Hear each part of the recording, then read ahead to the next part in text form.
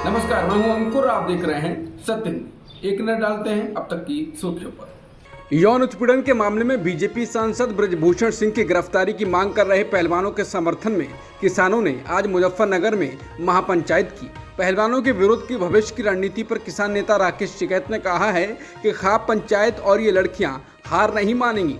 उन्होंने कहा कि इस मुद्दे पर अंतिम फैसला कल यानी शुक्रवार को हरियाणा में होने वाली बैठक में लिया जाएगा। हरियाणा के किसान और खाप पहलवानों को समर्थन दे रहे हैं और अब जो साफ होना बाकी है वो है उनकी आगे की रणनीति क्या रहेगी। राकेश टिकैत ने साफ कहा कि वो न्याय दिलाने में कोई कसर नहीं छोड़ेंगे। उन्होंने आज मुजफ्फरनगर के सौरम में एक विशाल जनसभा में कहा, अगर जरूरत पड़ी तो हम भारत के राष्ट्रपति के पास जाएंगे, हम आपके साथ हैं, आपको चिंता करने की जरूरत नहीं है। उन्होंने कहा कि मैंने उनसे कहा है कि पदकों को गंगा में विसर्जित मत करो, उन्हें नीलामी के लिए रख दो, पूरी दुनिया आगे आएगी और आपसे नीलामी रोकने के लिए कहेगी। खाप पंचायत से पहले किसान नेता टिकैत ने कहा है कि वो सरकार के साथ समझौते के लिए तैयार हैं। उन्होंने कहा कि ब्रजभूषण शरण सिंह को गिरफ्तार कर लिया जाए तो सरकार के साथ समझौता हो जाएगा।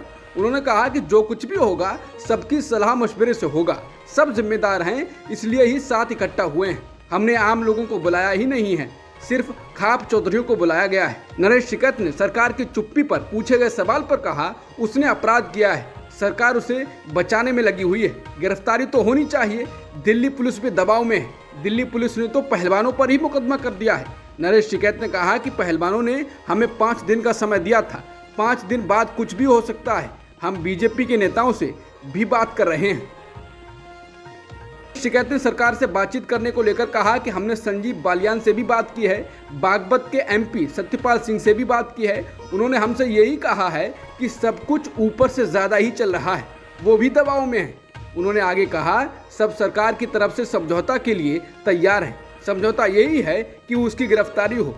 5 दिन बाद हम क्या करेंगे, लेकिन वो लड़कियां हैं, पहलवान हैं, पता नहीं क्या कदम उठा लें, देश के लिए और गंभीर स्थिति पैदा हो जाएगी। हमें तो उधर से भी देखना है कि कोई ऐसा कदम ना उठाए।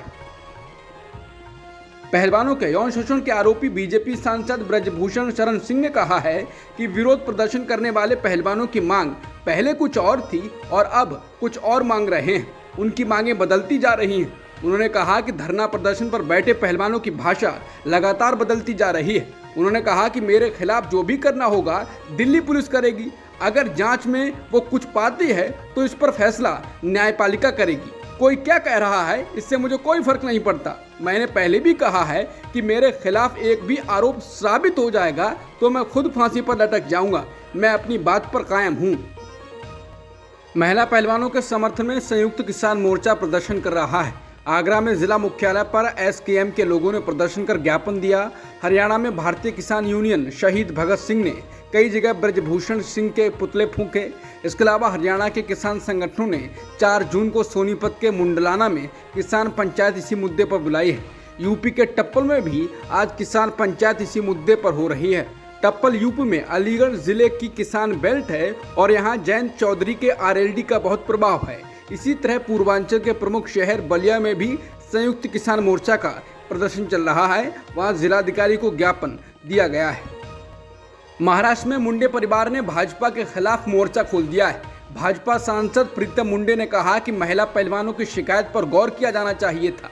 प्रीतम मुंडे ने उनके आंदोलन को सही बताया। उधर प्रीतम की बहन और भाजपा नेता और दिवंगत गोपीनाथ मुंडे की बेटी पंकजा मुंडे ने एक बार फिर खुलकर अपनी ही पार्टी से नाराजगी प्रकट की है। दिल्ली में आयोजित एक कार्यक्रम में बोलते हुए पंकजा ने कहा कि मैं किसी चीज़ से नहीं डरती हूँ, डरना हमारे खून में नहीं है। अगर कुछ नहीं मिला तो मैं खेत में गन्ना काटने जाऊंगी। उन्होंने कहा कि मुझे किसी चीज़ का स्वार्थ, आशा और इच्छा नहीं है। अपनी पार्टी पर निशाना साधते हुए कहा कि मैं बीजेपी की हूँ, लेकिन बीजेपी मेरी थोड़ी है। बीजेपी एक बड़ी पार्टी है, मैं बीजेपी की हो सकती हूँ, लेकिन बीजेपी मेरी नहीं हो सकती है। कक्षा 10 के छात्र अब एनसीईआरटी की पाठ्य पुस्तकों से लोकतंत्र और विविधता, जनसंघर्ष और आंदोलन, राजनीतिक दल, लोकतंत्र की चुनौतियां आदि के बारे में नहीं सीख पाएंगे। दरअसल एनसीईआरटी ने कक्षा 10 की पाठ्य पुस्तकों से इनसे जुड़े पूरे अध्यायों को हटा दिया है।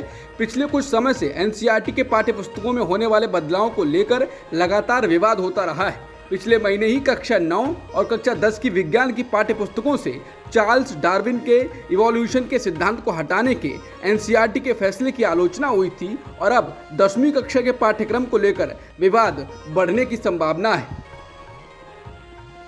राहुल गांधी ने अमेरिका में स्टैनफोर्ड यूनिवर्सिटी में एक कार्यक्रम में हिस्सा लिया और संबोधन दिया। इस दौरान उन्होंने पीएम मोदी को भी निशाने पर लिया और तंज भी कसा। उन्होंने कहा कि मैं जानता हूं कि मेरा फोन टैप किया जाता है। मजाकिया अंदाज में मोबाइल निकालकर उन्होंने कहा, हेलो मिस्टर मोदी। इसके साथ ही राहुल गांधी ने कहा कि आपको डेटा की निजता को लेकर एक राष्ट्र के रूप में और एक व्यक्ति के रूप में नियम बनाने की जरूरत है। अगर एक राष्ट्र ये चाहता है कि वो आपका फोन टैप करना चाहता है तो फिर कौन रोक सकता है। उन्होंने कहा कि अगर कोई देश ये तय कर लेता है कि वो फोन टैप करेगा तो मुझे लगता है कि आप फिर इसके खिलाफ नहीं लड़ सकते। मुझे लगता है कि मैं जो भी करता हूँ वो सब सरकार के लिए उपलब्ध है।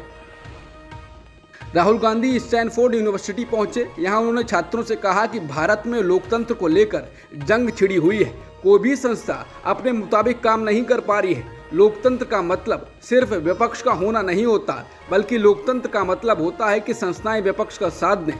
लेकिन हमारे देश में संस्थाएं किसी और के हाथ में हैं। स्टैनफोर्ड यूनिवर्सिटी में राहुल ने अपनी संसदीय जाने पर कहा कि 2004 में राजनीति में आया था, तब मैंने ये नहीं सोचा था कि कुछ बोलने भर से सांसदी जा सकती है। मैं शायद पहला इंसान हूं जिसे अवमानना की इतनी बड़ी सजा मिली है, लेकिन अब मुझे लगता है कि संसद में बैठे रहने के मुकाबले अब ज़्यादा मौके मिलेंगे। राहुल ने कहा कि लोकतंत्र में संस्थाओं को खतरे में देखकर हमने भारत जोड़ो यात्रा की शुरुआत की थी।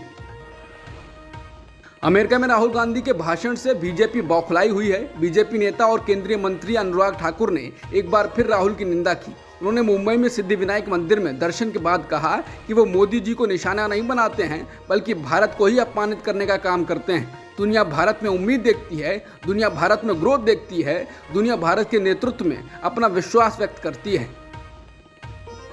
राहुल गांधी पर बीजेपी नेता रविशंकर प्रसाद भी हमलावर दिखे हैं। पूर्व केंद्रीय मंत्री रविशंकर प्रसाद ने एक प्रेस वार्ता में कहा कि राहुल गांधी नरेंद्र मोदी की लोकप्रियता को स्वीकार नहीं कर पा रहे हैं, इसीलिए ऐसा बोलते हैं। उन्होंने कहा कि राहुल गांधी की बात क्या हिंदुस्तान में नहीं सुनी जाती है, जो विदेश जाकर उन्हें भारत की आलोचना करते हैं।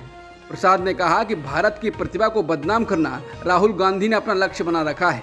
ये कोई नई बात नहीं है। जो लंदन में कहा, सिंगापुर में कहा, जर्मनी में कहा, वही वो अमेरिका में कह रहे हैं। जिस मणिपुर में इस महीने की शुरुआत से ही बड़े पैमाने पर हिंसा हो रही थी, वहां बड़े पैमाने पर शांति लाने का प्रयास शुरू किया गया है। देश के गृह मंत्री अमित शाह मणिपुर पहुंचे हैं, अलग अलग समूहों और समुदायों से मिले हैं, मेती व कुकी रिलीफ कैंपों में पहुंचे हैं। एक सेवानिवृत्त उच्च न्यायालय के न्यायाधीश के नेतृत्व में एक जांच की घोषणा की गई है। और इस बीच अब केंद्र ने मणिपुर के मौजूदा पुलिस प्रमुख की जगह नए प्रमुख की नियुक्ति की है। बता दें, मणिपुर हिंसा में 3 मई से कम 80 लोगों की मौत हो गई है और कई घायल हो गए हैं। समय समय पर आ रही हिंसा की खबरों के बीच ही मणिपुर में पुलिस नेतृत्व में बड़ा फेरबदल किया गया है। त्रिपुरा कैडर के एक भारतीय पुलिस सेवा अधिकारी राजीव सिंह को राज्य पुलिस का नया महानिदेशक यानी डीजीपी नियुक्त किया गया है। अब तक की सुर्खियों में इतना ही। बाकी खबरों के लिए बने रहिए सत्यहिंदी.com के साथ।